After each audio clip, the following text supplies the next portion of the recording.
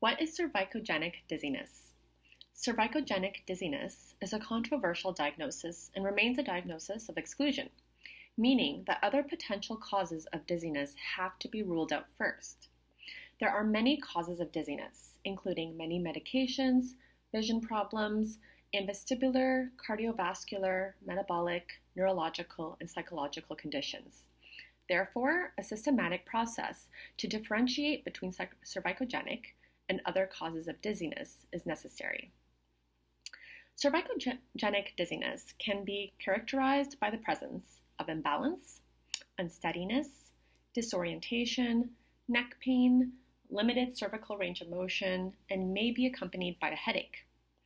With cervicogenic dizziness, dizziness should be closely related to changes in cervical spine position or cervical joint movement.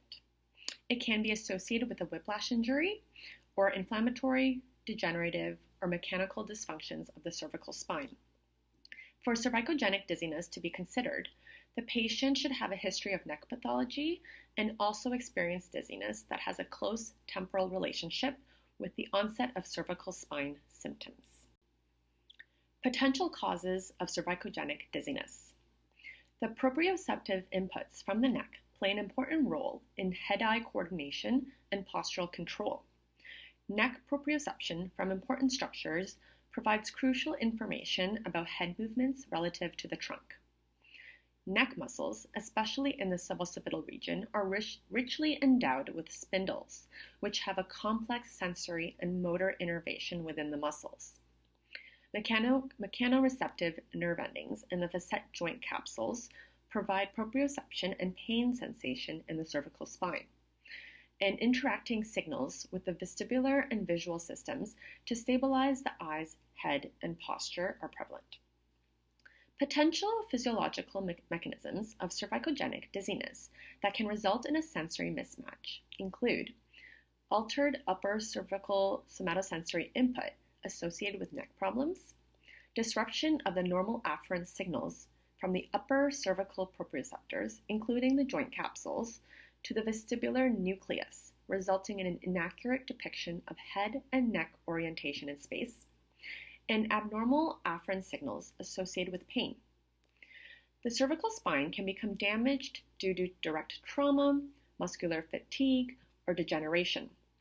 Cervical spine pathology can disrupt the connections between the cervical dorsal roots and the vestibular nuclei that contribute to the perception of balance and postural adjustments, leading to complaints of dizziness or disequilibrium. Symptoms associated with cervicogenic dizziness.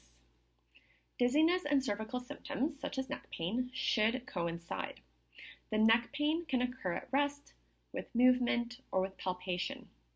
Symptoms caused by cervicogenic dizziness should be exacerbated by movements that elicit neck pain, and fatigue, anxiety, and stress are found to be common precipitating factors for the exacerbation of symptoms. The duration of symptoms is an important aspect of the subjective history that helps to differentiate cervicogenic dizziness from other pathologies.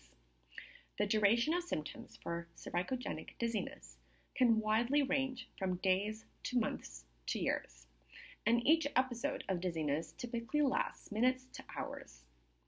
Cervicogenic dizziness is not usually associated with vertigo, tinnitus, oral fullness, so fullness of the ears, hearing loss, or migraines. Assessment of cervicogenic dizziness. After ruling out other potential competing pathologies, the assessment for cervicogenic dizziness includes the following: cervical spine screening.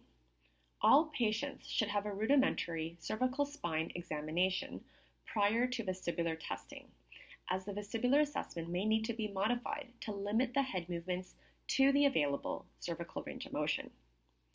Vestibular assessment. The vestibular assessment includes an oculomotor evaluation and testing of the vestibular ocular reflex. The presence of nystagmus is clinically useful to determine if the vestibular system is involved and can help to rule out cervicogenic dizziness. Testing to differentiate between cervicogenic dizziness and dizziness from vestibular disorders includes tests such as the head-neck differentiation test, provocation of dizziness with trunk rotation under a stabilized head in space implicates the cervical spine, whereas dizziness with head and trunk rotation together, which is considered as en bloc rotation, indicates a vestibular component to the patient's symptoms. And then there's the cervical joint position error test, which also has good diagnostic value for ruling out the diagnosis of cervicogenic dizziness. Chronic neck pain is associated with impaired cervical proprioception, which is affected in cervicogenic dizziness. The cervical spine assessment includes a manual examination and assessment of postural alignment and control. Postural alignment and control should be assessed because postural impairments are commonly seen in cases of cervicogenic dizziness, especially in cases with neck pain from whiplash injury. It is possible for patients to have both cervicogenic dizziness and another cause of dizziness, such as a vestibular pathology. In this case, the clinician should thoroughly address the other causes of dizziness with the appropriate interventions before treating the patient for cervicogenic dizziness if the dizziness persists.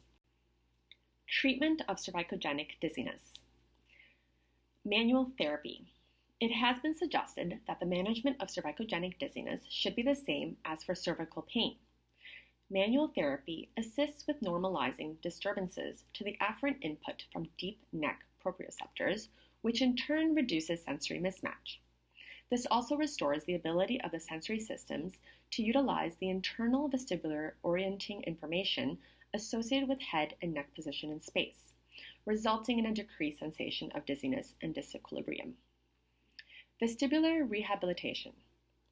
Stability and posture of the cervical spine is achieved by a combination of reflexes mediated by cervical, vestibular, and visual input.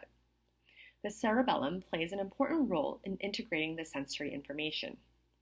When cervical afferent input is affected, vestibular rehab may improve the inputs from the vestibular cerebellar system to compensate for the altered cervical input and adapt to the sensory mismatch. Sensory motor rehabilitation. Sensory motor rehabilitation involves training cervical joint position sense through head-neck relocation exercises. A laser headband can be used for visual feedback. The training conditions can be modified and progressed based on response to the exercises, such as performance and/or symptom provocation. For example, the patient can perform the exercise lying down if it causes dizziness, or can progress to standing on a soft surface if the exercise becomes easier. Exercise therapy. Exercises are prescribed to target muscular control and endurance. Exercises usually begin with activation of the deep cervical stabilizing muscles, then progress to retraining all of the cervical muscles in a variety of postures. The aim is usually to develop technique and low-load endurance before integrating these muscles into more function-specific exercises. I use the Concussion Lab laser headlamp for both assessment and treatment. It's a simple yet innovative way to work on retraining the sensory motor integration systems.